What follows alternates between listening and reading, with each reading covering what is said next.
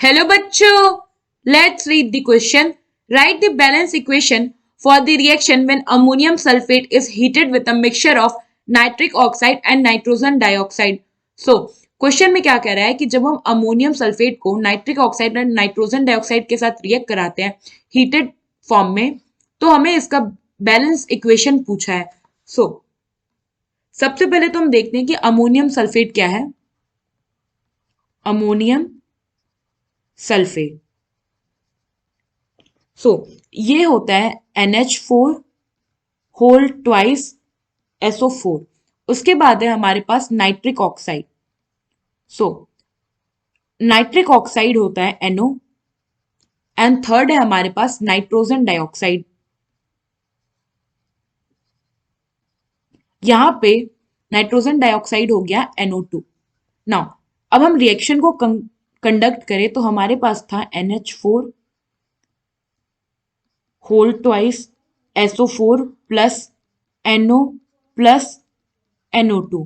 तो जब ये रिएक्ट करते हैं तो हमें जो फाइनल प्रोडक्ट मिलता है ये होता है NO2. यानी कि आप देखो तो हमें यहाँ पे क्या मिला है, नाइट्रोजन गैस मिला है. इसके साथ साथ हमें मिलता है H2SO4 which is sulphuric acid, और इसके साथ साथ कुछ वाटर मॉलिक्यूल्स जो होते हैं वो भी हमें मिलते हैं. ना अब हम इक्वेशन बैलेंस करें.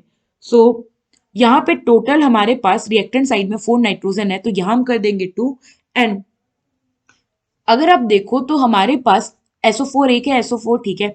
हाइड्रोजन को अगर आप बैलेंस करो तो टोटल हमारे पास हाइड्रोजन है 8. तो यहाँ अगर हम कर देते हैं 3, क्योंकि ऑलरेडी 2 हाइड्रोजन प्रेजेंट है यहाँ पे, तो ये हो गया 3. तो अगर आप देखो तो हाइड्रोजन बैलेंस हो गया. ऑक्सीजन देखो तो इस साइड टोटल कितना है, 4 5 6 एंड 7. रिएक्टेंट साइड 7 ऑक्सीजन है एंड देन प्रोडक्ट साइड भी 7 4 एंड 1. यहाँ पे हो गया दिस इज 4 5 6 7 4 3 यहाँ पे 4 यहाँ पे, तो ये हो गया 7. ना रिएक्शन तो हो गया हमारा बैलेंस. फर्दर अगर आप देखो तो यहाँ पे जो NO है और NO2 है, इसको हम कंसीडर करते हैं कि कलेक्टिवली ये है N2O3. ना N2O3 में जो नाइट्रोजन होता है ये +3 ऑक्सीडेशन स्टेट में होता है, क्योंकि ईच ऑक्सीजन -6 ऑक्सीडेशन स्टेट में होता है. तो जो नाइट्रोजन है ये +3 ऑक्सीडेशन स्टेट में से N2 में कन्वर्ट हुआ है, जो कि 0 ऑक्सीडेशन स्टेट में है.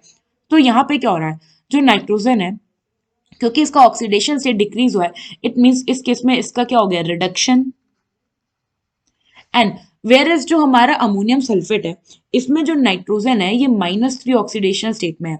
तो -3 ऑक्सीडेशन स्टेट में ये रिएक्टेंट्स प्रोडक्ट साइड में 0 पे गया है. इट मीन्स ऑक्सीडेशन स्टेट इसका इंक्रीज हुआ है, तो यहाँ पे हो गया ऑक्सीडेशन.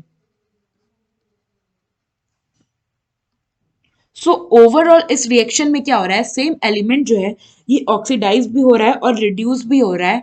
और ये हो गया हमारा टोटल रिएक्शन, और यहाँ हम करते हीट क्योंकि हीट में कन्वर्ट हुआ है.